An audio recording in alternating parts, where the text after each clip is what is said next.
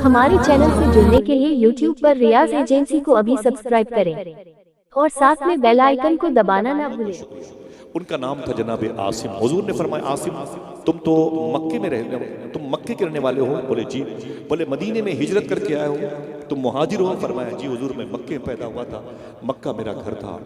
तो हुजूर फरमाते हैं, जब तुमने इस्लाम कबूल नहीं किया था, उससे पहले तुम जहालत के नरके में थे, उस वक्त की कोई दास्तान अगर याद हो तो मुझे बताओ। देखें, हुजूर जमीन पे रहमत बन के आए। माँ के पेट में जो बच्चा है, उस बच्चे के लिए हुजूर कैसे रहमत है। एक दो बातें ज्यादा नहीं होगी, लोड नहीं होगी बातें आप पर।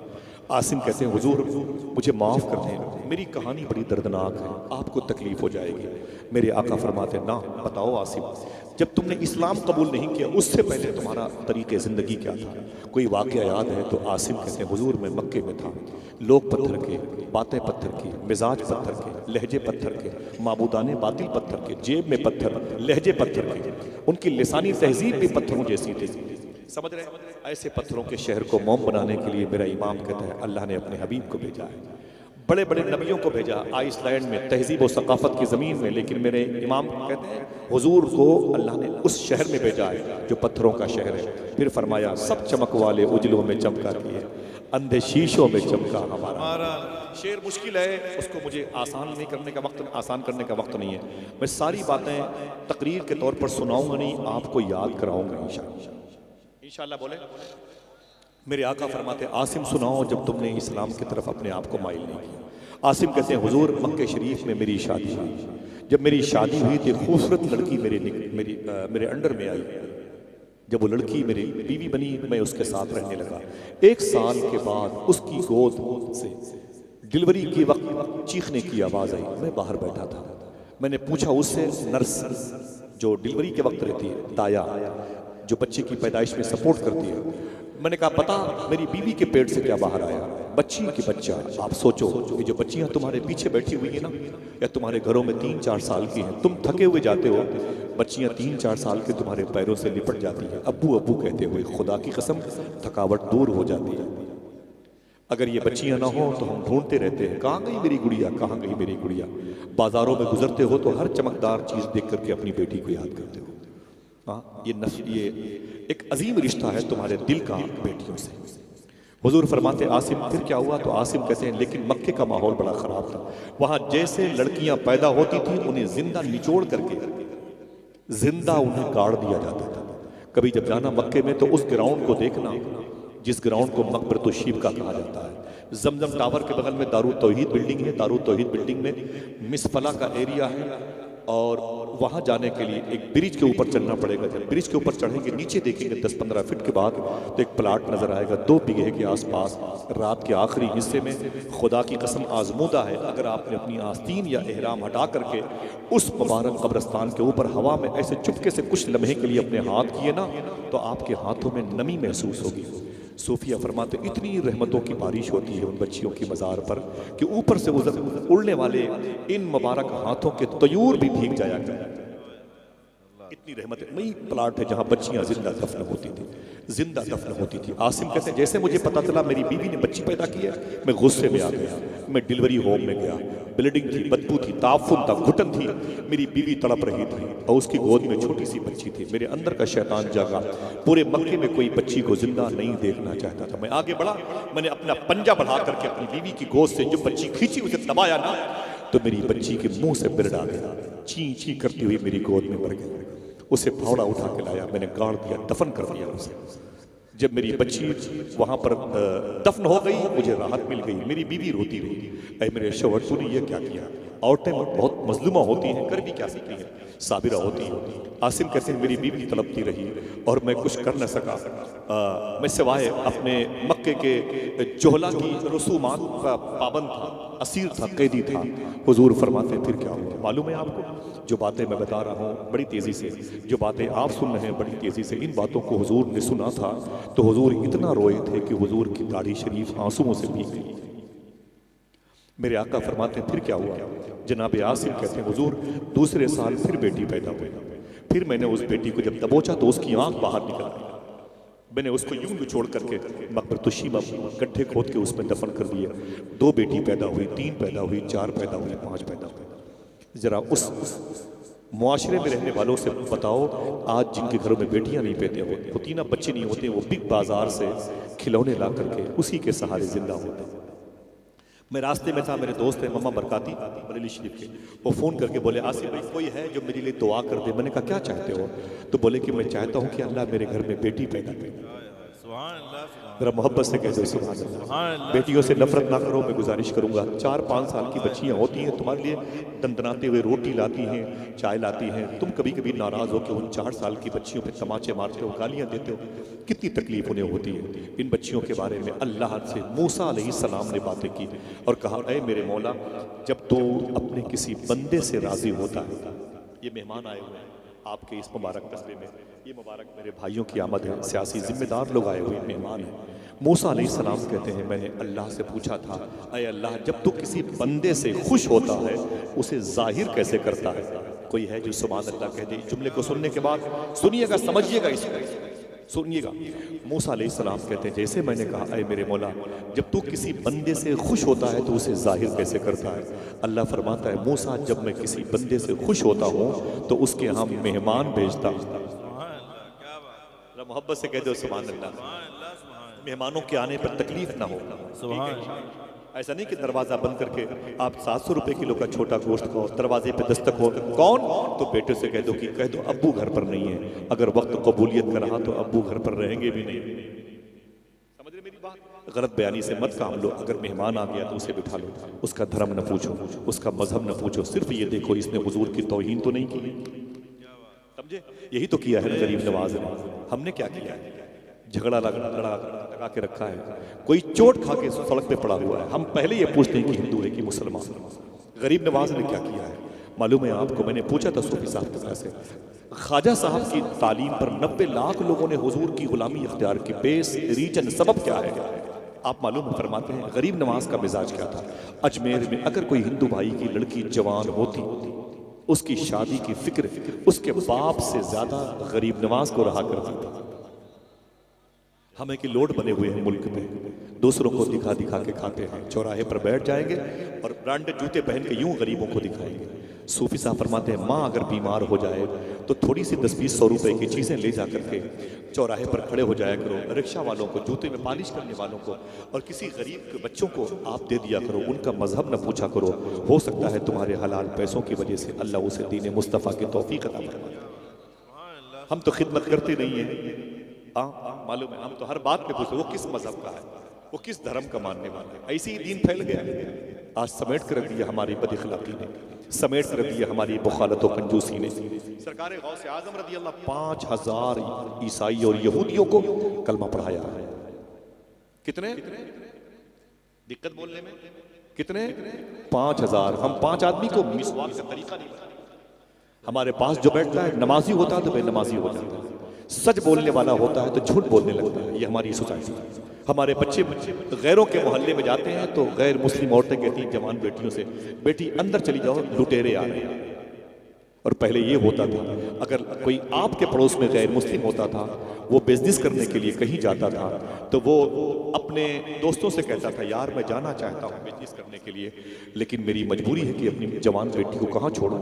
तो उसका दोस्त कहता था, तेरे मोहल्ले में कोई मुसलमान नहीं है क्या? वो कहता है, तो वो कहता था कि अपनी जवान बेटी मुसलमानों के घरों में डाल दो, अपनी बेटी से ज्यादा वो तेरी बेटी का ख्याल रखेगा। तब दीन 1400 साल में यहां तक पहुंचा, समेट के रख दिया हमारी बदअखलाकी ने। दुआ करो अल्लाह हमें गरीब नवाज वाला दीन समझने की तौफीक अता करे। आमीन। हाथों को उठा के आमीन बोलो। ये मुआशरे की इस्लाह का मामला है। अगर खिला के खाओगे तो कामयाब रहोगे, दिखा के खाओगे तो ड्रॉप कर दिया, पिला के आप पियोगे तो कामयाब रहोगे, और अगर दिखा के पियोगे तो बीमार पड़ जाओगे। सूफी साहब फरमाते हैं, जिस दरवाजे पर कुत्ते भूखे सो जाते हैं, जिस दरवाजे पर कुत्ते भूखे सो जाते हैं, उनकी तीसरी चौथी नस्लें भूखी रहेंगी जमीन पर।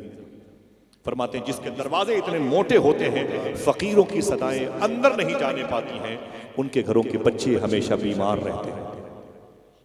समझ रहे हैं? दुआ करो अल्लाह हमें खिदमत की तौफीक अता फरमाए। आमीन के दो हाथों को उठा के। मजलिस में आए हो, आपने हज़ारों रुपए खर्च किया है, सब लोग मिलाकर के 2-4 हज़ार रुपए पेट्रोल में डीजल में वसूल कर लो मेरे भाई। अल्लाह तुम्हें खिदमत वाले दीन की राह का मुसाफिर बना। आमीन कह दो। हुजूर सल्लल्लाहु ताला अलैहि वसल्लम का ये मुबारक दर्दमंद दिल देखिए आप। मेरे आका रो रहे हैं। जनाब आसिम कहते हैं कि आका मेरी 5 बच्चियां पैदा हुई। कितनी? 5। अच्छा, इनमें से आप में से किसी की बच्ची है? हाथ उठा के बताएं। बच्चियां हैं माशाल्लाह, मुबारक हो। तादाद बहुत कम है बच्चियों के भाई, बच्चियों के बाप की तादाद कम है।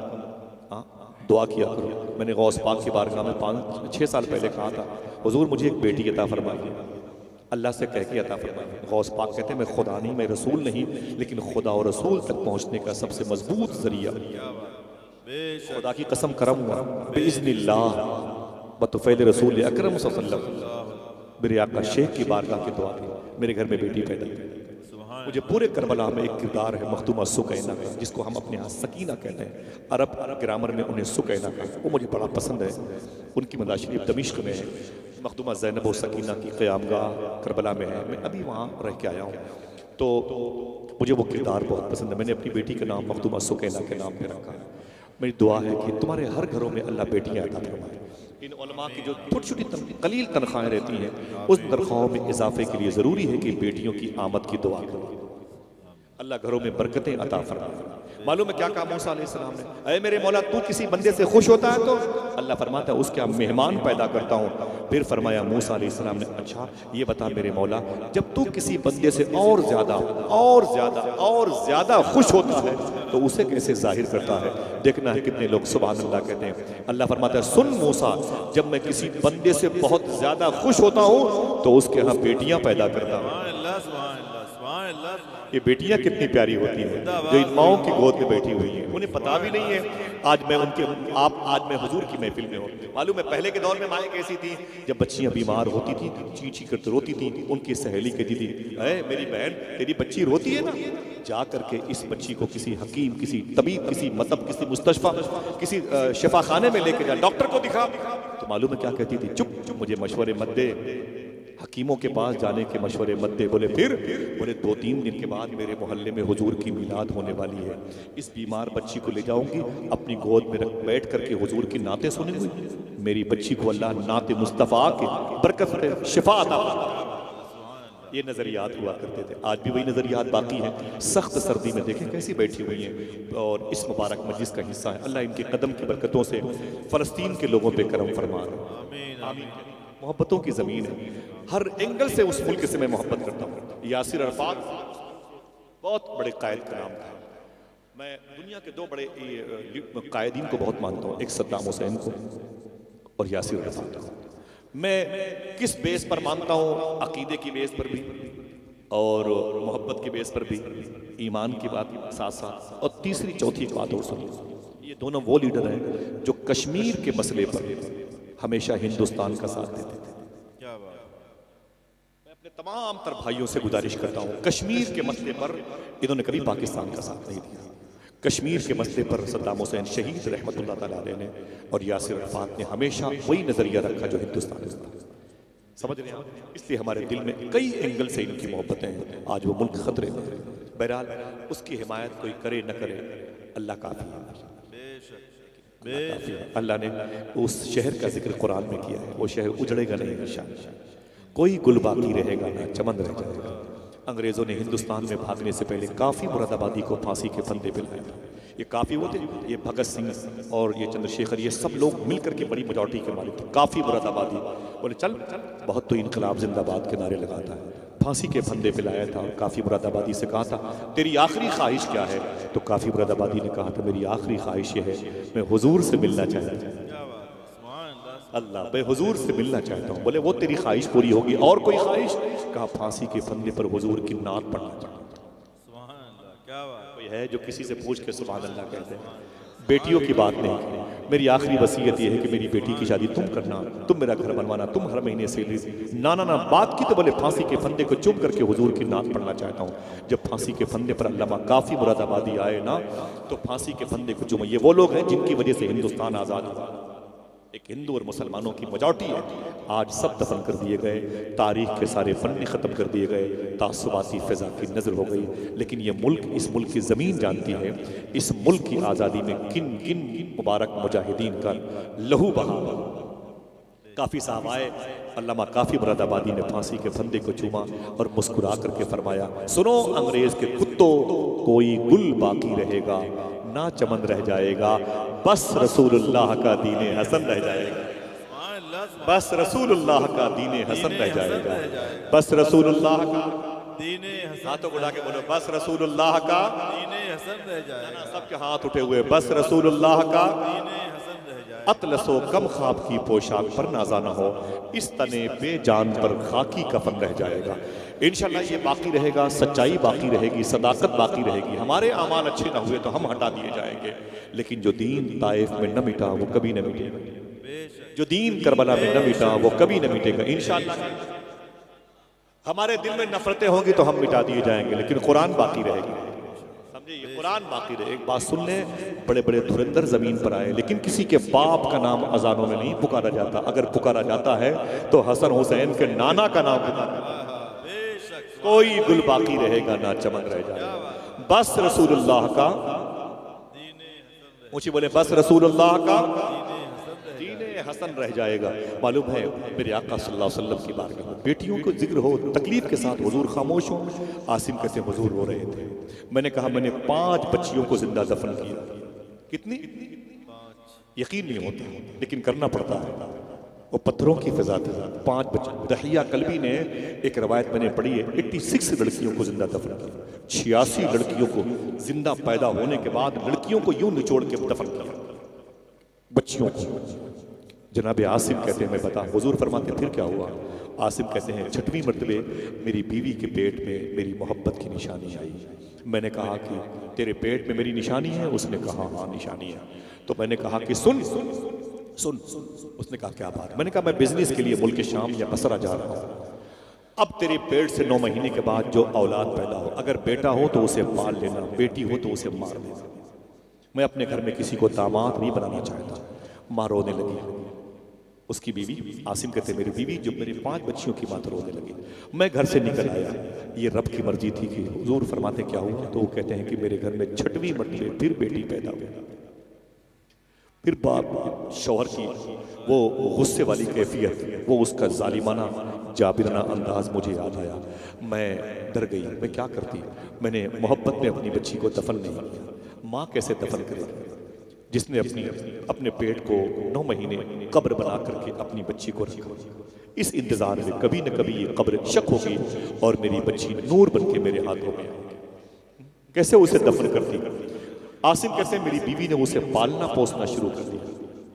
बच्ची आहिस्ता आहिस्ता 8-10 महीने की हुई ना, 1 साल 1.5 साल की हुई। मैंने खत भेजा कि मैं आ रहा हूँ। जब मेरी बीवी को खत मिला तो मेरी सहेली बैठी हुई थी, मेरी बीवी की सहेली थी। उसने कहा क्या बात है? मेरी बीवी की आंख में आंसू आ गए। उसने कहा मेरा शौहर आसिम आने वाला है, अब की तकरीबन 1.5-2 साल के बाद आएगा। तो मैंने कहा तो खुशी की बात है, तेरा शौहर, तेरा सरताज, तेरे सर का ताज आने वाला है, तो रोती क्यों है? तो उसने कहा कि मेरी रोने की वजह मेरी ये बेटी है, मार डालेगा मेरी बेटी को, छोड़ेगा नहीं इसे, क्या करूं मैं, इसे कहां लेके जाऊं? तो जनाब आसिम कहते हैं मेरी बीवी ने अपनी सहेली से कहा, अरे मेरी बहन तुझे तकलीफ ना हो तो मेरी इस बेटी को अपने साथ लेके चली जा, पड़ोस में अपने घर में रख ले। जैसे भी मेरा शौहर आएगा मैं उससे पूछेगा तो बता दूंगा, तू कहना कि ये मेरी बेटी है। बोले बात खत्म हो गई। आसिम कहते हैं मैं घर में एंट्री किया मैंने, तो मैंने घर में क्या देखा? सन्नाटा था, न कोई बेटा, न कोई आवाज, कोई गुलकारी नहीं थी, आंगन खुश्क सोना पड़ा हुआ था। मैंने अपनी बीवी से कहा तेरे शिकम से क्या पैदा हुआ? उसने कहा झूठ बोला, कहा बेटी पैदा हुई। मैंने कहा फिर? उसने कहा मैंने जिंदा उसे मकबरतुश्शीबा में दफन करवा दिया। मैंने कहा बहुत अच्छा किया तुमने, मेरे बाप दादा की रस्मों से इनहराफ नहीं किया, उसी रस्म पे तो चलती है, बहुत अच्छा किया। आसिम कहते मैं खाना खाया, थोड़ी देर बाद जैसे मैं आराम करने के मूड में था ना, अचानक बेटी पड़ोस के घर से मेरे घर में आ गई। आसिम कहते हैं जैसे वो बच्ची मेरे घर में आई, मैंने कहा ये कौन है? इसको बाहर फेंक। डांट के मैंने कहा तो मेरी बीवी डर गई, बोले ना ना ना आप नाराज मत हो, पड़ोस की बच्ची है। मैं कहा इसे बाहर फेंक। मनहूस बच्ची कहां से मेरे घर में आ गई? मैं रोने लगी। मैंने उस बच्ची को, अपनी बच्ची को पड़ोस में मैंने कहा संभाल कर रख, बहुत जलाल में है मेरा शौहर, उसे पता ना लगे, उसे भनक ना लगे ये उसकी बेटी है। बोले कोई बात नहीं। आसिम कहते हैं हुजूर फिर दो चार घंटों के बाद मिसाल के तौर पर फिर वही बेटी मेरे घर आ गई। ये क्यों कहा जाए कि मेरे घर आ गई? कहते क्यों नहीं घर तो उसी बेटी का था। कहाँ आती? अपने ही घर में आती थी। वो तो उसका मरकज था, सेंट्रल पॉइंट था उसके लिए, दारुल खुलाफा था उसका, तो सब कुछ वही करता ना। भाग के कहाँ जाती थी? वो भाग चली आती थी अपने घर में। आसिम कहते मैं उसे डांटता तो मेरी बीवी उसे पहुंचा दी थी पड़ोस में। 2-4-5 दिन के बाद मैंने देखा कि मेरी बीवी बावर्ची खाने में थी और उसके दुपट्टे से छुप करके वही बेटी मुझे देख रही थी। उसके देखने का अंदाज इतना प्यारा था, मेरे दिल में हल्की सी उसकी तरफ से मोहब्बत की गुंजाइश का एक नुक्ता रख उठा। मैंने कहा अपनी बीवी से इस बच्ची को मेरे पास भेज। उसने कहा नाराज मत हो, मैं इसे वापस कर दूँ। मैंने कहा ना मेरे पास भेज। जब मैंने उस बच्ची को अपने करीब लाया ना तो मुझे और ज़्यादा वो अच्छी लगी। 1.5-2 साल वो बच्ची मेरे करीब आई। जब मैंने उसे सीने से लगाया तो आसिम कहते हैं जो ठंडक मुझे कभी महसूस ना हुई वो पहली बार महसूस हुई। मैंने कहा ये बेटी किसकी है? उसने कहा ये पड़ोस की है। मैंने कहा कि उससे कह दो कि मेरे घर में उसे छोड़ दिया। आज पहली मरतबा इस बेटी के अपने सीने से लगा के मुझे राहत महसूस हुई, मुझे फरहत, मेरे कल्ब को सुकून मिला है।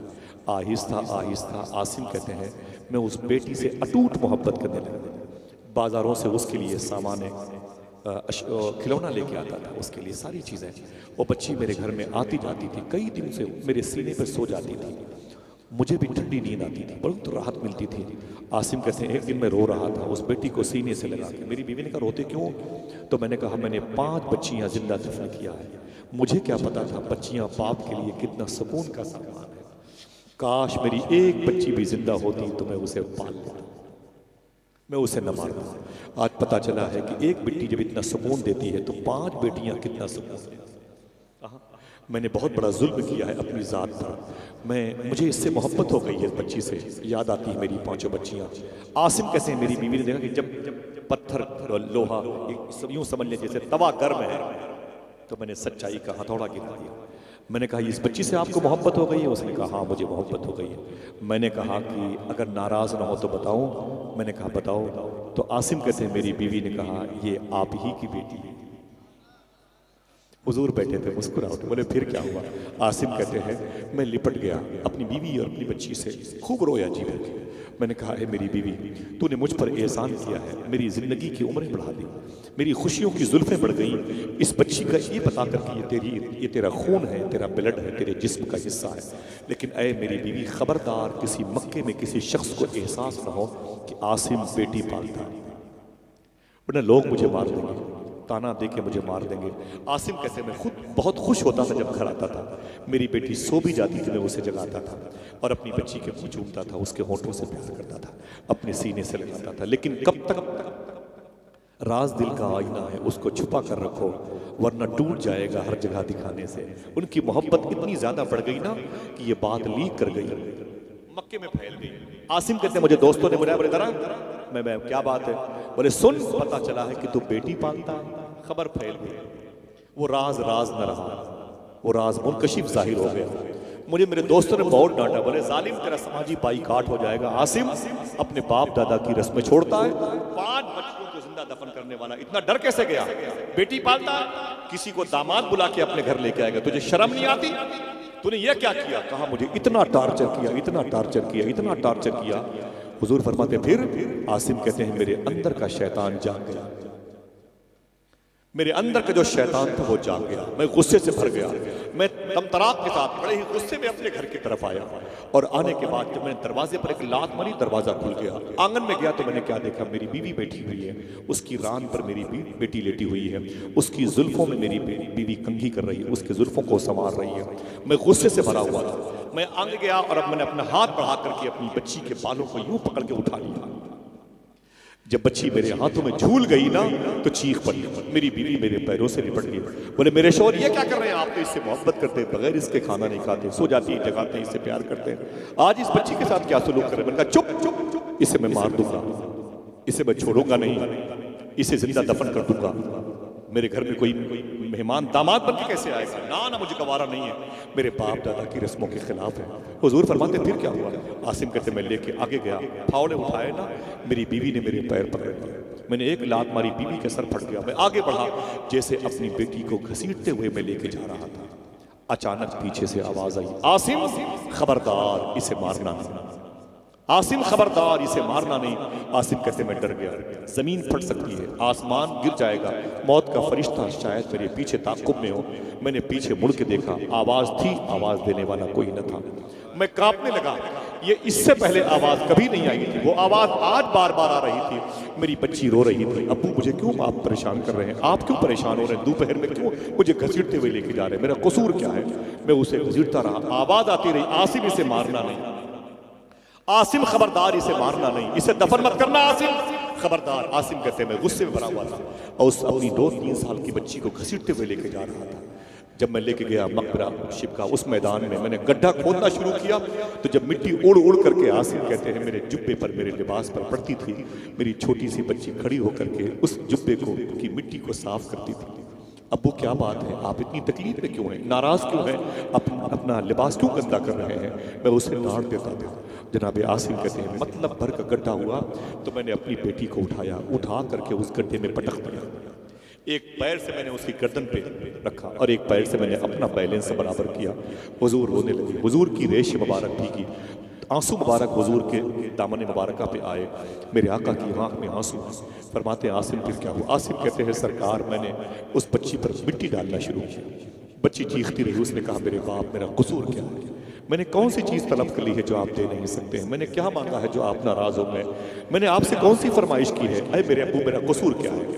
जब बच्ची को यकीन हो गया कि उसकी नहीं सुनी जाएगी, उसने आहिस्ता आहिस्ता मिट्टी में डूबते हुए उसने अपनी पलकें रब की तरफ की थी, रब की बारगाह में, आंखें धसी हुई थी उसकी मिट्टी में। छोटी सी मेरी गुड़िया अब मौत के मुंह में जा रही थी। आसिम कहते हैं मेरी बच्ची की पलकें खड़ी हो गई, उसने गोया रब से कहा, ऐ मेरे मौला मैं सिनफे नाजुक हूँ, मैं बच्ची हूँ, मैं तेरी बंदी हूँ, मैंने तुझसे कहा नहीं था मुझे पैदा करना, मैंने कोई फरमाइश नहीं की मुझे पैदा करने की, मैंने कोई अपनी तमन्ना जाहिर नहीं की, तेरी मर्जी तेरी शान तेरी रजा तेरा मंशा था, तूने मुझे पैदा किया।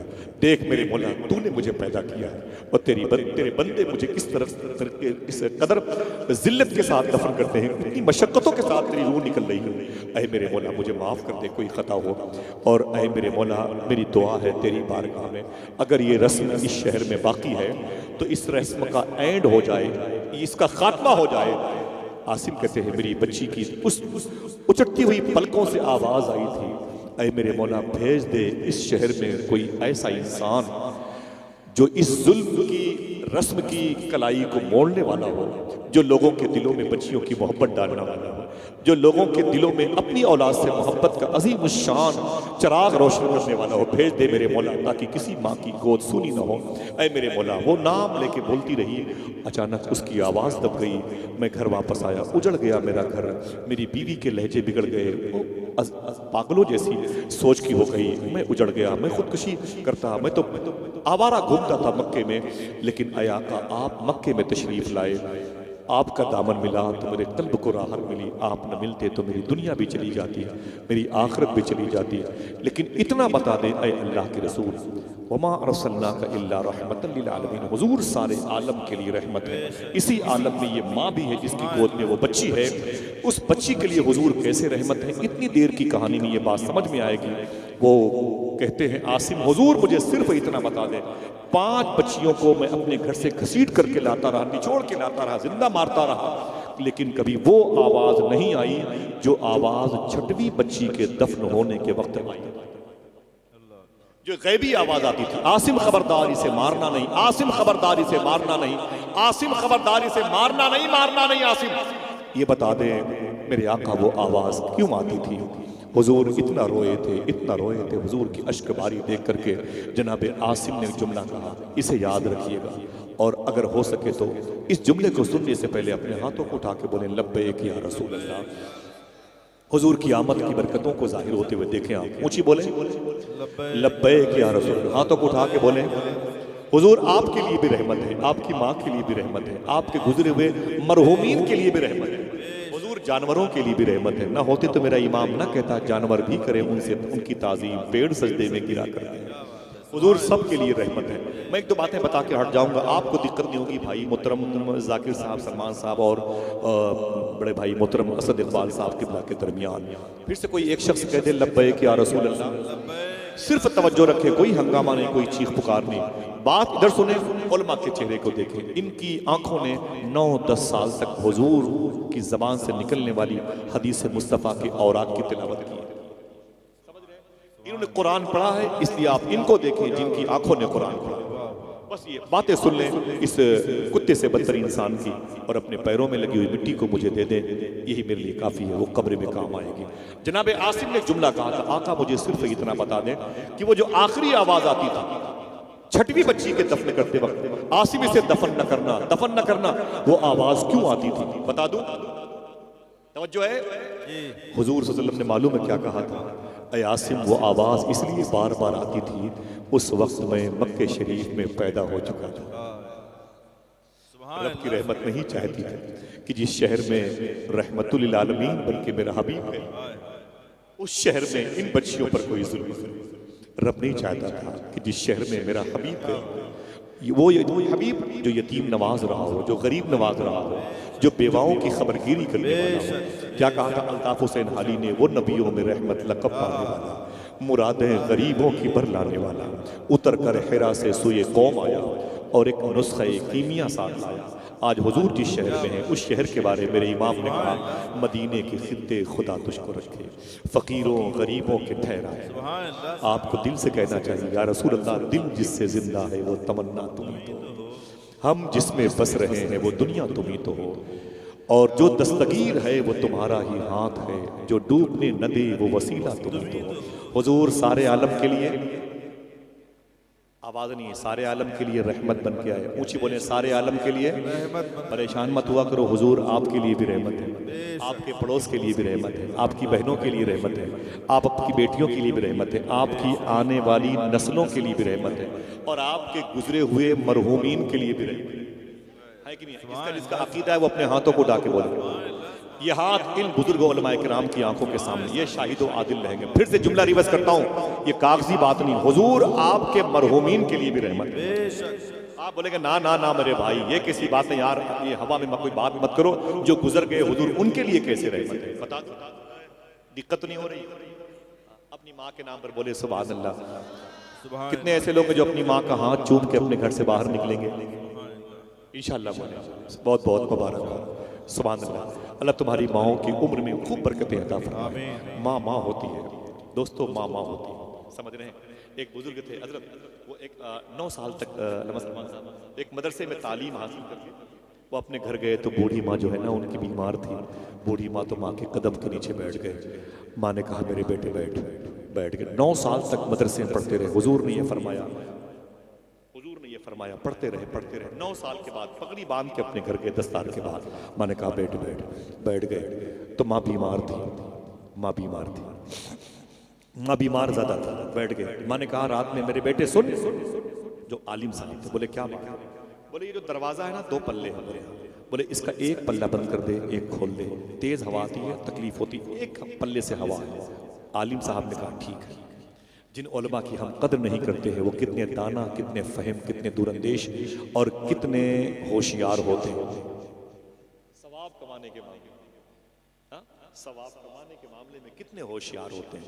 समझ रहे? ये मदरसे की चटाई और पिटाई के दौर से गुजरने वाले, समझ रहे हैं आप? कितने खुशकिस्मत होते हैं। वो आलिम साहब कहते हैं मेरी माँ ने कहा जावेद भाई ये 2 पल्ले हैं, एक पल्ले बंद कर दे, एक खोल दे। आलिम साहब कहते हैं मैं उठ के गया, मैंने एक पल्ले को, दाहिने पल्ले को बंद कर दिया और बाएं को खोल दिया। जब आके बैठा तो दिल से आवाज आई, तूने दाएं को बंद किया है, बाएं को खोला है। पता नहीं माँ ने बाएं को बंद करने के लिए कहा हो और दाएं को खोलने। फिर वो उठ के गए, दाएं को खोला, बाएं को बंद किया, फिर आके बैठे। फिर ख्याल आया पता नहीं माँ ने दाएं को बंद करने के लिए ना कहा। फिर गए करीब में, रात भर कभी दायां बंद करते, कभी बायां, कभी दायां, कभी बायां, ऐसे खटखट करते रहे। सुबह को फजर की अजान की आवाज़ आई। माँ की आंखें खुल गई। माँ ने कहा बेटे फजर की अजान हुई? बोले हाँ अम्मी जान। तो माँ ने कहा बेटे इधर आ, ये बता तूने रात भर कहाँ गुजारी? बोले अम्मी तेरे कदमों में। बोले ये खट खट की आवाज़ क्यों आती थी? तो बोले अम्मी आपने क्या कहा था सोने से पहले, ये दरवाज़ा बंद कर, एक पल्ला बंद कर दे। बोले फिर? बोले मैंने दायां पल्ला बंद किया तो फिर याद आया कि पता नहीं अम्मी ने बाएं पल्ले के लिए ना कहा हो, तो मैंने बायां बंद किया, फिर दायां खोल दिया। ऐसे में रात भर कभी दायां कभी बायां। बोले क्यों? बोले सिर्फ आपकी मोहब्बत में, कि पता नहीं मेरी माँ ने किस पल्ले के बल करने की बात की है। माँ ने इतना कहा, माँ ने कहा मेरे बेटे तूने ये कहाँ सीखा? बोले अम्मी यही मुझे मेरे उस्ताद ने मदरसे में सिखाया। बोले तेरे उस्ताद ने 9 साल तक तुझे जो सिखाया है तू उस तालीम को लेके मेरे कदम तक आ गया है, अब मैं तुझे जो सिखाती हूँ वो तुझे कहाँ पहुँचाएगी, देख मेरे चेहरे की तरफ।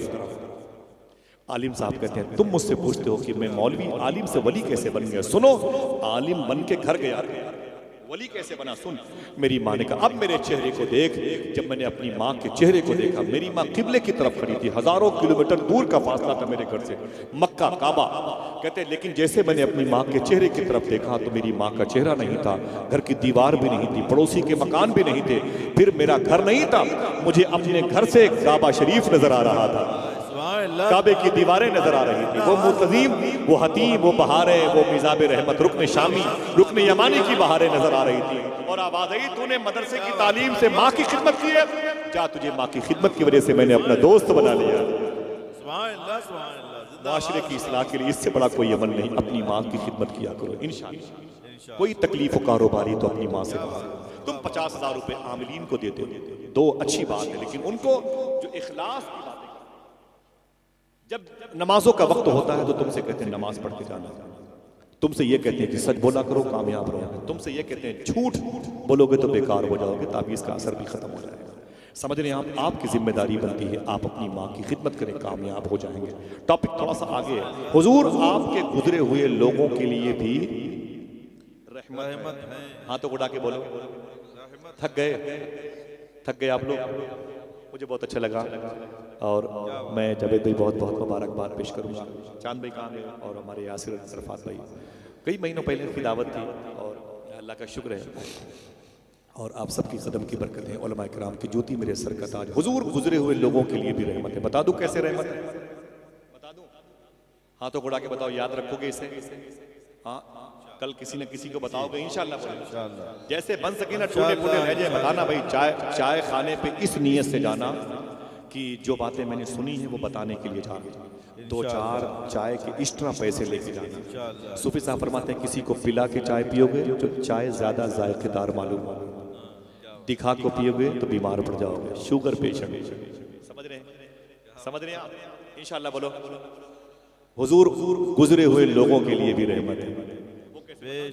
इमाम जलालुद्दीन सयूती रहमतुल्लाह तआला ने फरमाते हैं, नाम बड़ा प्यारा है, इस नाम की इफादियत और अहमियत के बारे में उलमा से पूछें आप।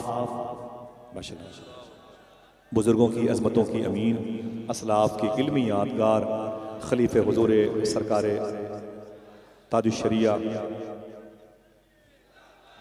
मुहाफिज़ मसलक आला हजरत असीर हुजूर सरकार शेर पेश सुन्नत हुजूर शाह मखदूम ग्रामी सूफी अब्दुल वहीद शाह साहब क़िबला की आमद हुई है।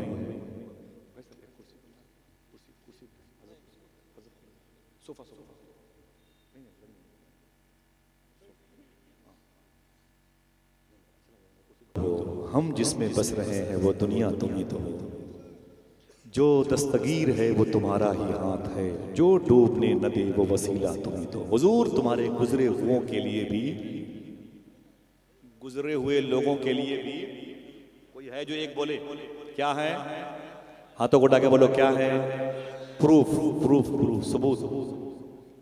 सबूत दीजिए। आप बोलिए। मैं आपको आपकी मोहब्बतों के हवाले एक गिफ्ट देता हूँ। सलमान पीछे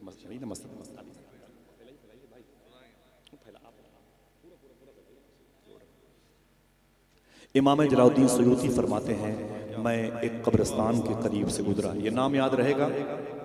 इमाम सयूती फरमाते हैं, आप ये समझना एक बुजुर्ग फरमाते हैं, मैं एक कब्रिस्तान के करीब से गुजरा तो मैंने क्या देखा। देखना कितने लोग हैं जो सुभान अल्लाह कहते हैं। सारी कब्रें चमक रही थी, सारी कब्रों में नूर नजर आ रहा, सारी कब्रें चमक रही थी, लेकिन एक कब्र ज्यादा चमक रही थी। इमाम फरमाते हैं सयूती रहमतुल्लाह तआला, जब सब कब्रों की चमक देखी तो मेरी आंखें खीरा हो गई। एक कब्र में चमक ज्यादा थी तो मैं उसके करीब गई। मैंने बड़ी कोशिश की कि मैं अपने दिल की निगाह से पता करूं इसकी रोशनी के ज्यादा होने का सबब क्या है, बेस रीजन क्या है, वजह क्या है। इमाम सऊदी फरमाते हैं कि बहुत देर के बाद नूरानी जो बादल थे वो हटे, मुझे कब्र में एक बुजुर्ग नजर आए। मैंने सलाम किया, फरमाया कौन? मैंने जवाब दिया। मैंने पूछा कि ये बताएं कि इन कब्रस्तान के सारी कब्रों में जो नूर है वो किस वजह से है? तो वो कहते हैं कि इसलिए नूर है कि हर कब्रों में हुजूर आए थे। ऊंची बोले, हुजूर कब्र वालों के लिए भी रहमत है। हर कब्रों में हुजूर आए थे, इसलिए सारी कब्रों में चमक। मैंने कहा अच्छा ये बता तेरी कब्र में नूर ज्यादा क्यों है? तेरी कब्र में नूर ज्यादा क्यों है? देखना कितने लोग हैं जो सुभान अल्लाह कहते हैं, दिल से बोलेगा इंशाअल्लाह। मैंने पूछा तेरी कब्र में नूर ज्यादा क्यों है?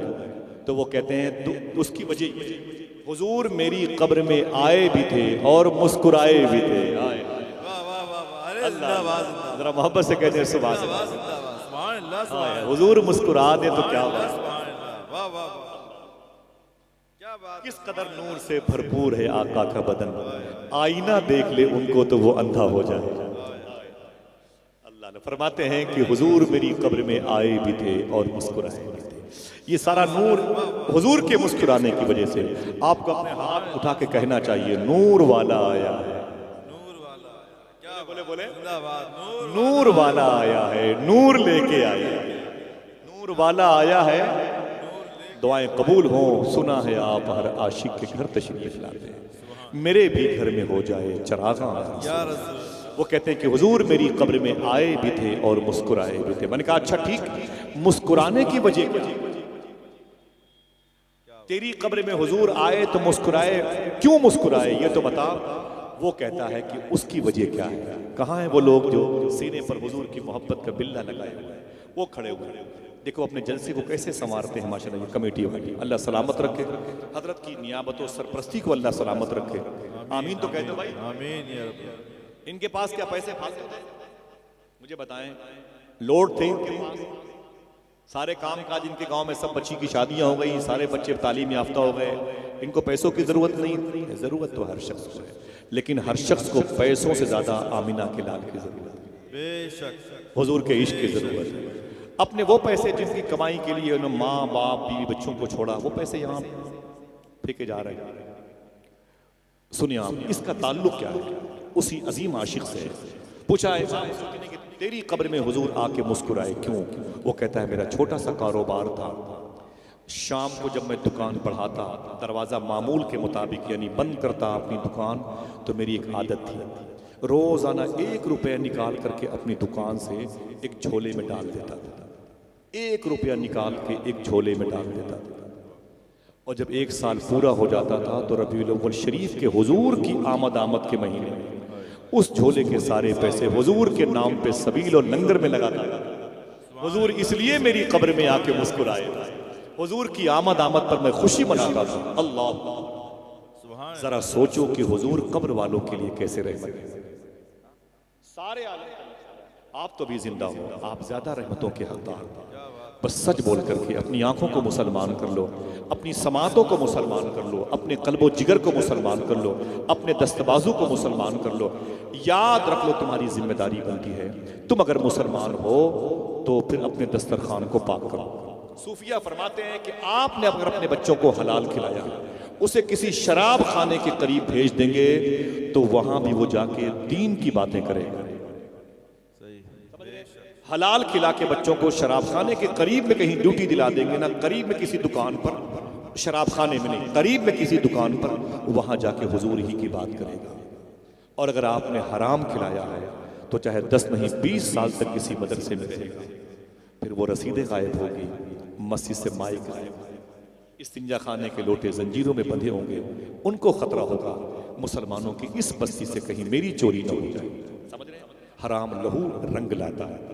आपकी जिम्मेदारी बनती है कि आप हलाल खाने पर जोर दें। सूफी साहब से मैंने पूछा आप इतनी बातें हलाल खोरी की क्यों करते हैं? आपने फरमाया सुनो, तुम मुझसे कैसे होगी? इधर वहाबिया, दयाबना, शीयत, राफजियत, खुरूज की तादाद बढ़ती जा रही है। उसकी वजह क्या है मैं बताता हूँ। उसकी एक वजह हराम है। जो लोग खुद हराम खाते हैं और अपने बच्चों को हराम खिलाते हैं, उनकी दूसरी तीसरी नस्लें फिस्क व फजूर में मुब्तला हो जाएंगी, गुमराह हो जाएंगी, बददीन हो जाएंगी। हो सकता है बुजुर्गों की बारगाह में वो बेअदब हो जाए, तौहीन रिसालत का इर्तिकाब ना करने लगे हराम की वजह से। लिहाजा अपनी नस्लों को अपने बुढ़ापे का सहारा न बनाएं, अपनी नस्लों को अपनी मगफरत का सामान बनाना चाहते हैं, उन्हें हलाल खिलाएं। इंशाअल्लाह बोले, दिल से बोले, आपकी जिम्मेदारी बनती है। कोई खतीब, कोई शायर, कोई नकीब, कोई सदर जलसा आपके साथ घर तक नहीं जाएगा, लेकिन अल्लाह की रहमतें आपके साथ रहेंगी, फरिश्ते आपके साथ रहेंगे। जिस वक्त आप कोई कदम उठाते हैं, लोग कहते हैं यार अगर हम हराम नहीं खाएंगे तो बच्चों की परवरिश कैसे करेंगे? अजीब बात। मुसलमान और दलाली के पैसे लेता है, रिश्वत के पैसे लेता है, कारोबार में झूठ बोलता है, बेस बोले मेरी 5 बच्चियां हैं, 4 बच्चियां। हराम नहीं खाएंगे तो कारोबार कैसे चलेगा? हराम नहीं खाएंगे तो मेरी झोपड़ी कैसे महल में तब्दील होगी? लोग ऐसा कहते हैं। मेरी 5 बच्चियां हैं, मेरे भाई 20-20 लाख रुपए की शादी में खर्च होते हैं, कहां से आएंगे, कहां से लाएंगे?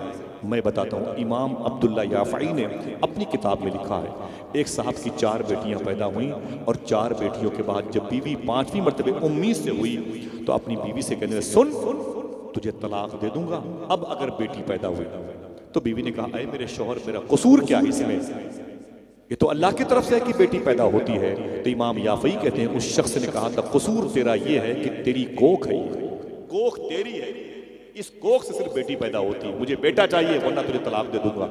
वो औरत कहती है, मैं डर गई, मैं रोने लगी, कहाँ जाऊँ मेरे मौला, कहाँ जाऊँ मेरे मौला? मुसलमानों से पूछो भी आप हराम, बोले ना खाऊंगा तो क्या करूंगा, कोई कैसे घर चलाऊंगा? इतना लंबा घर है, तू चलाएगा अपने घर? माँ के पेट में ये बच्चे थे, 6-6 महीने थे, वो आपकी वजह से? सूफी साहब फरमाते हैं वो खुदा के रहम व करम के मोहताज थे, वरना उसका निज़ाम देखिए आप। सूफी साहब कहते हैं माँ के पेट में जब बच्चा होता है तो माँ खाती है अपने हिसाब से, लेकिन अल्लाह बच्चे को देता है बच्चे के हिसाब से। अल्लाह बच्चे को देता है बच्चे के हिसाब से। अगर माँ के हिसाब से बच्ची को खाना मिलने लगे तो बच्चा तड़प के मर जाएगा, गोश्त का लोथड़ा पेट से बाहर है। बातें खत्म होने वाली हैं और आप इन बातों को याद रखिएगा इंशाअल्लाह। वो कहती है कि मेरे पेट में मेरी औलाद थी और मैं डरती थी अगर बेटी पैदा हुई तो मार देगा, तलाक दे देगा मेरा शौहर, मैं कहीं की न रहूँ। अचानक एक सफ़र पे मैं और मेरे जो शौहर थे, मेरी 4 बच्चियाँ थी, निकले ना, जब गए तो एक जगह पड़ाव डाला काफिले ने, तंबू का नाक नस्ब किया, एक छोटी सी पहाड़ी थी। मुझे डिलीवरी का दर्द हुआ, मुझे डिलीवरी का दर्द हुआ तो मैंने अपने शौहर से बहाना बताया, इजाज़त दीजिए मैं पहाड़ की ओट में फरागत हासिल करना चाहती हूँ। उसने कहा जाओ। मैं आगे गई तो पहाड़ पे चढ़ करके छोटी सी गुफा थी, उसके अंदर चली गई। जब उसके अंदर चली गई तो डिलीवरी का दर्द ज़्यादा हुआ। ये रब की मर्जी थी कि फिर बेटी पैदा हुई, उस गुफा के अंदर बेटी पैदा हुई। मैं क्या करती, मैं क्या करती? मैंने सोचा कि अब इस बच्ची को लेके जाती हूँ तो मेरा शौहर तलाक दे देगा, तलाक देगा, उसकी लाइफ खराब होगी, मेरी लाइफ खराब होगी, तो इस जो बच्ची मेरे गोद में इसकी खराब होगी, 3 वो जो 4 बच्चियां पहले से हैं उनकी 7 जिंदगियां बर्बाद होगी। बोले फिर क्या करूं? अंदर से सवाल जवाब की बातें करती रही। फिर उसने कहा मैंने फैसला कर लिया, मैं इस बच्ची को जो अभी कच्ची है, अभी 10-20 मिनट की है, मैं इसी गुफा में इसे छोड़ दूं। इसको छोड़ दूंगी तो कम से कम मेरी 6 लाइफ जो जिंदगी है मेरी, मेरे शौहर 4 बच्चियों की, वो बच जाएगी। इसको लेके जाऊंगी तो सबकी बर्बाद हो जाएगी। इसकी वजह से मैंने उसे यूं ही छोड़ दिया। ऐ मेरे मौला मुझे माफ़ कर दे, ये बच्ची मेरे लिए परेशानी का बाइस न बन जाए, मेरा घर उजड़ न जाए। मैंने उसे छोड़ दिया। शौहर ने कहा ये बता तेरे पेट के अंदर जो सूजन थी ये क्या हुआ?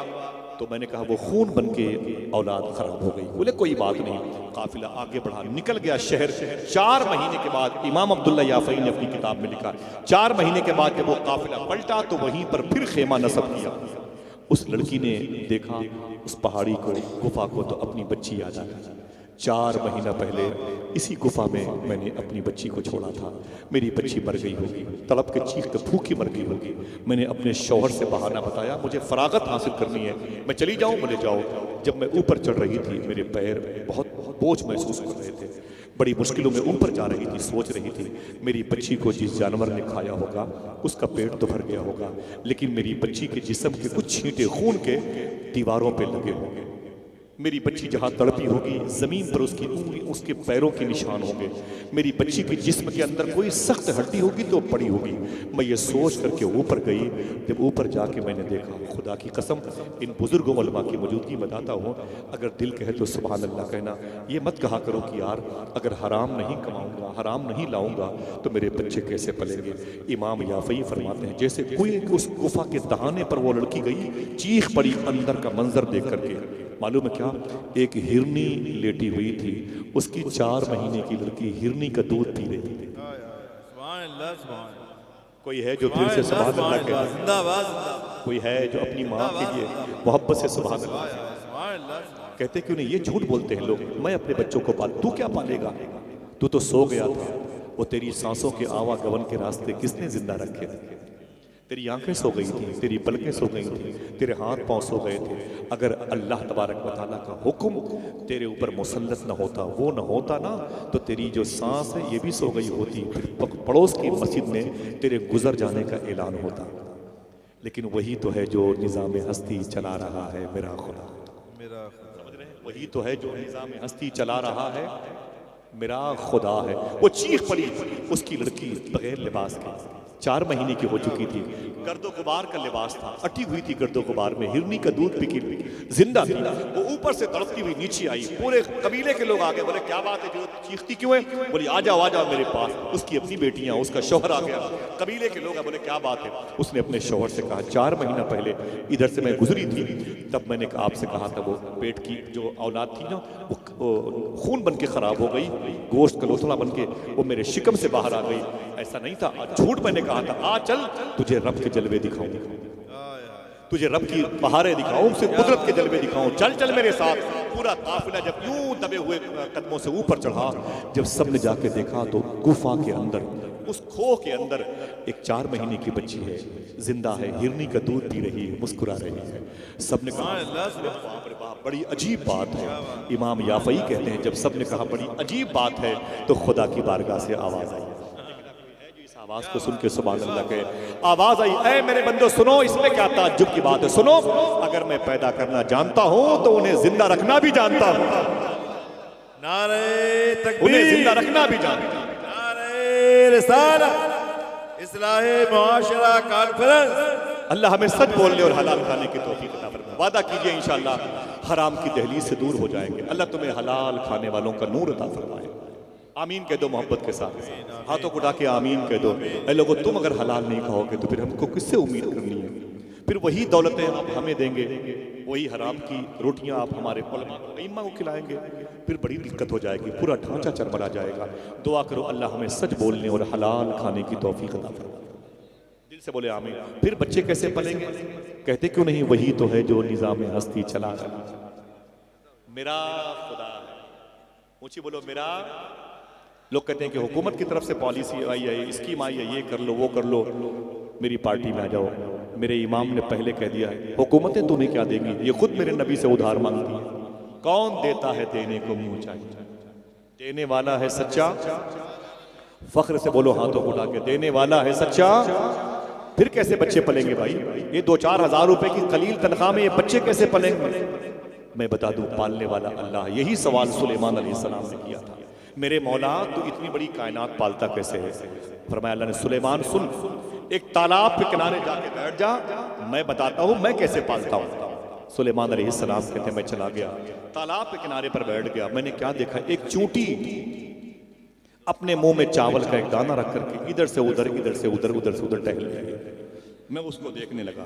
तो जो दीजिएगा, मुआशरे की इस्लाह कैसे होती? एक काम तो करें यार, अब किसी जलसे में न जाएं, लेकिन कभी हराम न खाएं, जलसे ही में रहेंगे इंशाअल्लाह। समझ रहे आप? कहीं पूरी लाइफ किसी जलसे में न जाएं, लेकिन सच बोलें, आपको जलसों ही में रहने का सवाब मिलता रहेगा। आपकी जिम्मेदारी, आप जिस जबान से दुरूद पढ़ते हैं उस जबान को हराम खा के आलूदा ना करें। समझ रहे हैं आप? बस ये जुमले खत्म है। सुलेमान अलैहिस्सलाम कहते हैं मैं बैठ गया, मैंने चूंटी को देखा, चावल का एक दाना लेके इधर से उधर, इधर से उधर टहलती रही वो चूंटी। अचानक तालाब से एक मेढक निकला। मेढक समझ वो निकला तो चूंटी के करीब आया, मेढक के पैरों पे चढ़ करके चूंटी उसके मुंह तक गई। मेढक ने अपना मुंह खोला, चूंटी उसके मुंह में गई। मेढक ने मुंह बंद किया और चुपचाप उसी तालाब में डुबकी लगाई और मेढक गायब हो गया। सुलेमान अलैहिस्सलाम कहते मैं चुपचाप बैठा रहा, चुपचाप बैठा रहा। देखें रब की कुदरत, देखें उसके जलवे, देखें सुभान अल्लाह। थोड़ी देर के बाद फिर मेढक तालाब से निकला तो मुंह खोला उसने, चूंटी उसके मुंह से निकली, उसके पैरों से होकर के आई और अपनी सुराख अपनी बिल में चली गई। क्या बात है, वाह वाह। मैंने कहा मैं शुक्र के सजदे किए। अब जब निकली थी तो उसके मुंह में चावल के दाने नहीं थे। पहले गई थी तो उसके साथ वो टिफिन थी खाने वाली, चावल के दाने। मैंने कहा मेरे मौला ये क्या माजरा है, वो चावल के दाने, ये चूंटी का जाना, मेढक का मुंह खोलना, आना जाना, ये क्या मामला है। अल्लाह अकबर। मालूम है क्या हुआ, जरा मोहब्बत से देखें आप, मालूम है क्या हुआ। अल्लाह ने फरमाया सुन सुलेमान, इस तालाब के बिल्कुल बीचों बीच में एक टापू है, जजीरा है। उस जजीरे पर उभरी हुई जमीन है, वो खुला हुआ एरिया है, टापू है। वहां पर मैंने एक कीड़ा पैदा किया, वो अंधा है, वो अपना रिस्क ढूंढ नहीं सकता। उस कीड़े तक खाना पहुंचाने के लिए मैंने इस मेढक को पैदा किया है, मैंने इस चूंटी को। क्या बात है, जिंदाबाद। क्यों हम कहते हैं कि हम अगर दलाली रिश्वत हराम के पैसे नहीं खाएंगे, घर का निज़ाम कैसे चलेगा। अमेज़न के जंगल को कभी 2 लाख रुपए के मोबाइल में देखा करो और फिर देखा करो जहां ना आदमी है ना आदमजाद, कोई नहीं है। फिर 2-2 किलोमीटर के नीचे की घाटियों में छोटे छोटे कीड़े मकोड़ों को कौन गिज़ा देता है। आवाज़ आएगी, वही तो है जो निज़ाम हस्ती चला रहा है। मेरा खुदा है। आज उसका हबीब रहमतुल्लाह अलमीन बनकर ज़मीन पर मौजूद है। ऐ दोस्तों, जिसके लिए हुजूर आए हो वो हराम ना खाए, जिसके लिए हुजूर आए हो वो झूठ ना बोले। इंशाल्लाह यहाँ भी कामयाब रहोगे, वहाँ भी कामयाब रहोगे। ऐसी सैकड़ों बातें हैं जो इन बुजुर्ग उलमा की जूतियों को चूम करके बयान की जा सकती हैं। मादरत चाहता हूँ, हुजूर गौसे आज़म रज़ी अल्लाह तआला के हवाले से बहुत सारी बातें हैं। आपको इस दौर में क्या करना है, किस बेस पर सरकार गौसे आज़म रज़ी अल्लाह तआला गौस पाक की बात, वो तो एक स्कीम है, वो बात हुई तो गर्म हो जाती है। मुझे 2 मिनट में अपना माइक छोड़ना है ताकि आप ना नाराज ना हो जाओ। भाई आसिफ भाई तो जाने का नाम नहीं लेते। मैं मादरत चाहता हूँ बहुत ज़्यादा। एक जुमला सुन लें जो तकरीबन 3-4 मरतबे जावेद भाई यासिर भाई ने कहा, वो जुमला सुन लें। ये मशहूर बात है जो मैंने यूट्यूब के जरिए से बयान की है। हुजूर गौसे आज़म सरकार की तकरीर सुन करके, मालूम है हफ्ते में 2 तकरीर होती थी और एक तकरीर में 400 लोगों को अल्लाह अपना वली बनाता था। 4 ही लोगों ने सुभान अल्लाह कहा। 400 लोगों को अल्लाह अपना वली बनाता था। तीसरी तकरीर जो जुमा के दिन होती थी उसमें सिर्फ अल्लाह के औलिया रहते थे, बड़े बड़े अक्ताब, औताद, अबरार, मकामी खिजर पर फाइज लोग रहते थे। समझ रहे हैं आप। अल्लाह अकबर। सरकार गौसे आज़म की तकरीर में इंसानों की तादाद 70,000 से ज़्यादा होती थी, जिन्नात उससे भी ज़्यादा होते थे, फरिश्ते उससे भी ज़्यादा होते थे। किसी मौके पर आऊँगा, सारी बातें सबूत के साथ बयान करके जाऊँगा, ठीक है। अब सुने आप, एक बात सुने। सरकार गौसे आज़म के मदरसे से तकरीबन 1,20,000 स्टूडेंट्स तलबा किराम फारिग हुए थे। उनके इदारे के फारिग होने वाले तलबा किराम की अक्सरियत उन फौजियों की थी जिन फौजियों ने सुल्तान सलाहुद्दीन अय्यूबी की फौज में हिस्सा लिया था और जिनकी ताकतों बलबूते की बुनियाद पर फलस्तीन में बैतुल मुक़द्दस आज़ाद हुआ। ये इमाम गज़ाली और गौस पाक के मदरसे के तलबा किराम के कुव्वत जिहाद की देन थी। समझ रहे आप। और तकरीबन सुन लें, 1.25 लाख ज़ना करने वाले, चोरी करने वाले, झूठ बोलने वाले, हराम खाने वालों को गौस पाक ने सच्ची तौबा की तौफीक दिलवाई। 5,000 ईसाई और यहूदियों ने गौसे आज़म की तकरीर सुन के कलमा पढ़ा। खुश हुए कितने? मैंने क्या कहा, 5 आदमी को हम मिसवाक का तरीका नहीं बता पाते, 5,000। मैंने पूछा गौस पाक कलमा कैसे पढ़ाते थे, एक आदमी को कलमा कैसे पढ़ाया। आखिरी बात है ये, आपने फरमाया भाई आसिफ भाई माफी चाहता हूँ, आपने जो गौस पाक की बात करने के लिए कहा, एक जुमला है, फिर किसी मौके पर आऊंगा तो खालिद गौस पाक की बात करूंगा इंशाअल्लाह। हमें लगता है कि जब मैं आऊंगा फिर आप नहीं आएंगे। हाँ, आप नहीं आओगे तो आप जहां रहोगे वहां मैं आऊंगा। समझ रहे हैं। सरकार गौसे आज़म का जिक्र, काश बगदाद में घर अपना बनाते जाते, देखते आपके दरबार को आते जाते। क्या बात। कौन कौन बगदाद शरीफ जाएगा इंशाअल्लाह? चलेंगे ना इंशाअल्लाह, कह दीजिए। अल्लाह सबको बारगाह सैयदना शेख में हाज़िरी की तौफीक अता फरमाए, आमीन कह दे माशाअल्लाह। हुज़ूर गौस पाक सरकार कैसे लोगों को कैसे मुबारक तालीमात से इस्लाम की तरफ माइल करते थे, सुन लें। ये बगदाद की मंडी में, याद रखिएगा, बार बार ये हिंदू मुसलमान नफरत, बहुत बहुत शुक्रिया, आपकी मोहब्बतें हैं। फिर इंशाल्लाह आपके घर में बोलूँगा। अब जैसे असद भाई हैं और मेरे भाई का हुक्म है कि और बोलिए, लेकिन सब लोग बैठे हुए हैं। मुझे बहुत अच्छा लगा और बगदाद शरीफ से मैं आया हूँ अभी और फिर जाने वाला हूँ जल्दी इंशाल्लाह। आप मुझसे पहले गए तो इंशाल्लाह मेरा सलाम बोलेंगे और मैं गया तो मैं आप इजाज़त हो तो आप सबका सलाम नियाज पेश करूँगा। मेरी ज़िंदगी है गौस पाक, मेरे सब कुछ है, मेरी जान है, मेरे ईमान है।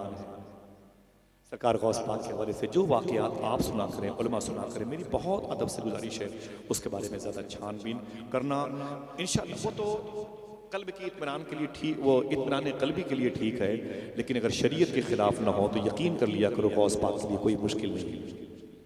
हज़ारों वाक़यात हैं, बयान होते रहेंगे, लेकिन लोग बात बात में हवाले प्रूफ की बातें करते हैं। मैं बात करूँगा इंशाअल्लाह चैप्टर क्लोज। बस एक आखिरी बात सुन लें मेरे भाइयों की तरफ से। गौस पाक कलमा कैसे पढ़ाते थे लोग, गौस पाक से के हाथों पे कलमा कैसे पढ़ते थे, अंदाज़ तबलीग क्या था गौस पाक का। ये इसराइली फ़लस्तीनियों को खा डाला, ये गौस पाक के हाथ पे कलमा कैसे पढ़ते थे बता दूं आपसे। हुजूर गौस पाक सरकार मालूम है कैसे जिंदगी गुजारते थे। बगदाद की मंडी में, बाजार में एक शख्स घोड़ा बेचने के लिए आया। क्या सो गए? बुलाएं असद भाई को, बुलाएं, मोहब्बत से कह दो सुभान अल्लाह। वो घोड़ा बेचने के लिए आया, हुजूर गौस पाक के शहर में आया। वो इसराइली था, यहूदी था, वो नॉन मुस्लिम था। उसने कहा ये घोड़ा 5,000 रुपए का, ये घोड़ा 5,000 रुपए का, ये घोड़ा 5,000 रुपए का। घोड़ा कीमती था लेकिन उसकी कीमत कम थी। सुबह से शाम तक वो चीखता रहा, घोड़ा न बिका, रोने लगा। क्यों? उसकी बेटी की शादी थी, पैसे नहीं थे, औने पौने में बिक जाते, तब भी उसका कुछ काम हो जाता। जब सूरज डूबा तो दिल डूबा। अब क्या करना? उसने घोड़े की कीमत कम कर दी। सूरज डूबने के बाद जब अंधेरा आया तो उसने कहा ये घोड़ा कितने का? 2,000 का। बोले ये पहले कितनी कीमत थी? 5। अब कितनी? हमारे यहाँ बड़े होशियार लोग होते हैं, 4 बजे घर से बीवी से 100 रुपए लेके झोला लेके निकल जाते हैं बाजार में, और जाने के बाद करीब में चाय खाने पर बैठे रहते हैं। भाई चचा क्या बात है, बड़ी बीड़ी चाय चल रही है? बोले वो बाजार आया हूँ सब्जी खरीदने के लिए, जाओ खरीद लो, देर हो रही है। बोले नहीं अभी तो लौकी जो है 20 रुपए की एक दे रहा होगा, जरा सा अंधेरा हो जाए तो 10 रुपए की 2 देगा। वल्लाह जो पैसे बचाएगा वो सारे पैसे की चाय पी जाएगा। जो पैसा बचाओ अभियान चलाता है उतने पैसों की वो चाय पी जाएगा। मुआशरे की इसमें ऐसे होगी। खुदा की कसम अगर वो लौकी वाला बोले 20 रुपए की है, वो नॉन मुस्लिम है, वो हिंदू है, गैर मुस्लिम है, और तुम मुसलमान हो, तुम उसे 20 रुपए दो, 10 रुपए उसको अलग से देना, ये तुम चाय पिलाना। मालूम है जब तुम बाजार में आए थे तो उसे क्या याद आया था? उसकी बेटी ने कहा था अब्बू मेरे लिए एक कॉपी ले आना 10 रुपए की। आज मैं स्कूल में बहुत मार खाई हूँ, मेरे पास कॉपी नहीं। बाप सोचता है अगर ये लौकी 20 की मिल गई, बिक गई, ये सामान 30 का बिक गया तो बेटी की एक कॉपी का इंतजाम हो जाएगा। और तुम उसके लिए इंतजार करते हो कि जब लौकी फ्री में मिलने लगे तब बाजार जाऊं। खुदा की कसम अगर 10 रुपए तुम मुसलमान हो उसको एक्स्ट्रा दे के चले जाते, ये 20 रुपए लौकी के हैं, ये 10 रुपए तुम चाय पी लेना। वो तुम्हें नहीं जानता लेकिन तुम्हारे नबी को जानता है, कुरान को जानता है। वो घर जाएगा तो क्या बोलेगा? अरे मेरी बेटी एक मुसलमान आया था जिसने 10 रुपए ज्यादा दिए थे, जिसकी वजह से एक कॉपी का इंतजाम हुआ। हुजूर का दीन उसके घर तक पहुंचा कि नहीं पहुंचा? हम तो नफरत करते हैं, मजहब पूछने बैठ जाते हैं। सिवाय गुस्ताखे रसूल के हर शख्स से मोहब्बत करो इंशाअल्लाह। दिल से बोले इंशाअल्लाह। महबूब इलाही से किसी ने कहा हुजूर नफरत बहुत है एक शख्स के दिल में मेरी तरफ से, मैं क्या करूं? एक शख्स मुझसे बड़ी नफरत करता है, मैं क्या करूं? आप फरमाते हैं तुम मोहब्बत करो। क्या फरमाया? बोले क्या फरमाया? तुम मोहब्बत करो। बोले हुजूर मैं मोहब्बत करूं? बोले हाँ तुम मोहब्बत करो। बोले कि अच्छा अगर ये दवा भी काम ना करे तो आपने फरमाया कि दवा तो यही है, अगर ये दवा भी काम ना करे तो एक काम तुम करो, थोड़ी सी मिकदार और बढ़ा दो मोहब्बत की। समझ गए? इसके अलावा कोई और रास्ता नहीं। जब सूरज डूबा तो उसने घोड़े की कीमत 2,000 कर दी। अचानक बाजार बगदाद में गौस पाक आ गए। जिसको जिसको खुशी हुई अल्लाह उसे जल्दी बगदाद पहुंचा दे। अचानक गौस पाक सरकार बगदाद शरीफ में आ गए, मंडी में आ गए, और कहीं नहीं गए, सीधे उस घोड़ा बेचने वाले ईसाई यहूदी के पास गए। जब उसने देखा तो अदब से उसने कहा शेखी खैरियत देर में। फरमाया हाँ ये बता तू क्या कर रहा है? ये मैंने किया। गौस पाक क्या समझ रहे हैं? ये मैंने किया था।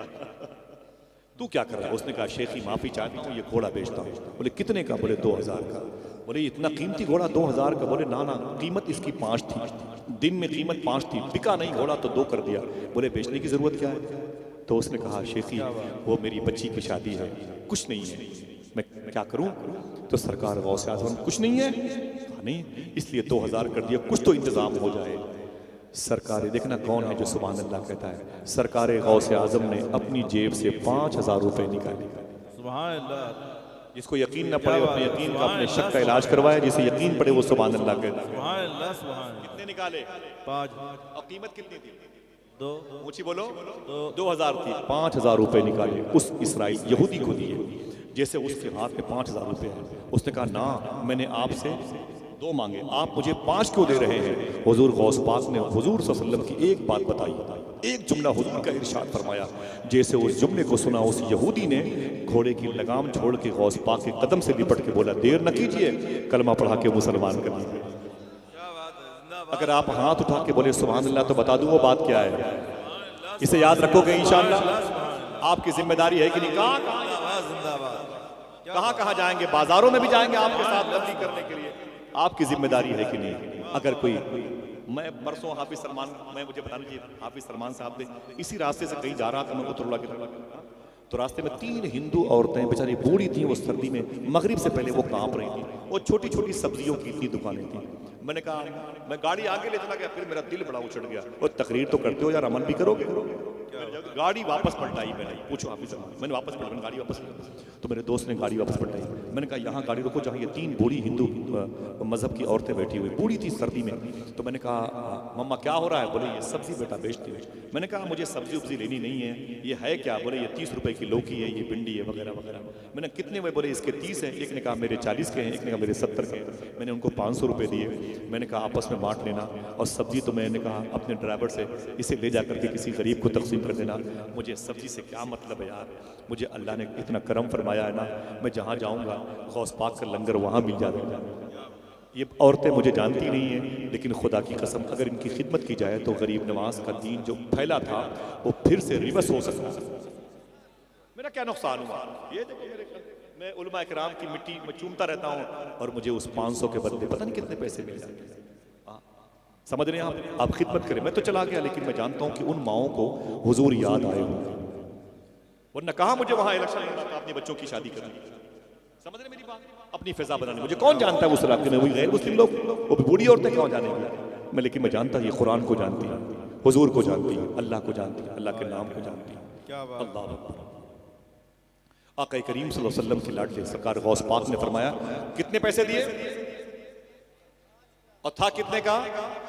उसने कहा आप मुझे 2000 की जगह 5 दे रहे। तो गौस पाक ने जुमला इरशाद फरमाया, मैं 5000 इसलिए दे रहा हूँ, मेरे दादा मदीने वाले आका ने इरशाद फरमाया, जब किसी से कोई चीज खरीदना तो चीज खरीदना, उसकी मजबूरी ना खरीदना। क्या बात है, क्या बात है, जिंदाबाद जिंदाबाद। उसकी मजबूरी ना खरीदना। इस वक्त तेरा 5000 का घोड़ा 2 में बेचने की तेरी मजबूरी है, और मेरे जद्दे करीम ने, मेरे दादा ने मजबूरी खरीदने से मना फरमाया। हुजूर गौसे आज़म सरकार की तालीम अगर आपकी ज़िंदगी में दाखिल हो गई तो खुदा की कसम जिस गली से गुजरोगे दरोबाम खुशबूदार रहेंगे और कहेंगे मेरी साये से कोई हुजूर का आशिक गुजरा। वो हुजूर जो सारे आलम के लिए रहमत बन के आए थे, उनकी उम्मत भी सारी ज़मीन के हर मखलूक के लिए रहमत है। हम सबको गरीब नवाज के मिशन की राह का मुसाफिर बनाए, इस मुबारक जश्न को कबूल फरमाए। अभी या इससे पहले या इसके बाद या आज की रात जो भी बात मेरी ज़बान से शरीयत के खिलाफ निकली हो, मैं आपको तौबा करता हूँ, गवाह बनाता हूँ। अस्तगफिरुल्लाह रब्बी मिन कुल्लि ज़ंबि व अतूबु इलैह, अस्तगफिरुल्लाह कुल्ल ज़ुनूबी या सत्तार या गफ़्फ़ार, बिहक़्क़ि हज़रत मुहम्मद मुस्तफ़ा सल्लल्लाहु अलैहि वसल्लम व बिहक़्क़ि सय्यदना शेख अब्दुल क़ादिर जिलानी। ज़रा हाथों को उठा के बोलो लब्बैक या गौसे आज़म। हुजूर सारे आलम के लिए रहमत बन के आए। आइए मोहब्बतों के इस मुबारक माहौल को उजागर करें, इसको लॉन्च करें। जहाँ रहोगे इंशाल्लाह बीमारियों से महफूज रहोगे। जनाब असद इक़बाल जिस जलसे में हो, इतनी देर तक मुझे वहाँ माइक पे नहीं ठहरना चाहिए। जनाब सलमान हो, जनाब ज़ाकिर इस्माइली जैसे अजीम सना खां हज़रात हों और इतनी मुबारक शख्सियतें हों, जावेद भाई जैसा अजीम शायर हो, जिनकी नातों को, जिनके अशार को पड़ोसी मुल्क के शोरा पढ़ के करोड़ों रुपए कमाते हों, वहाँ इतनी देर तक बात करना तज़ी औक़ात के मुतरादिफ है। मैं मादरत चाहता हूँ, इजाज़त दीजिए, फिर किसी मौके पर मुलाकात होगी। अस्सलामु अलैकुम व रहमतुल्लाहि व बरकातहू।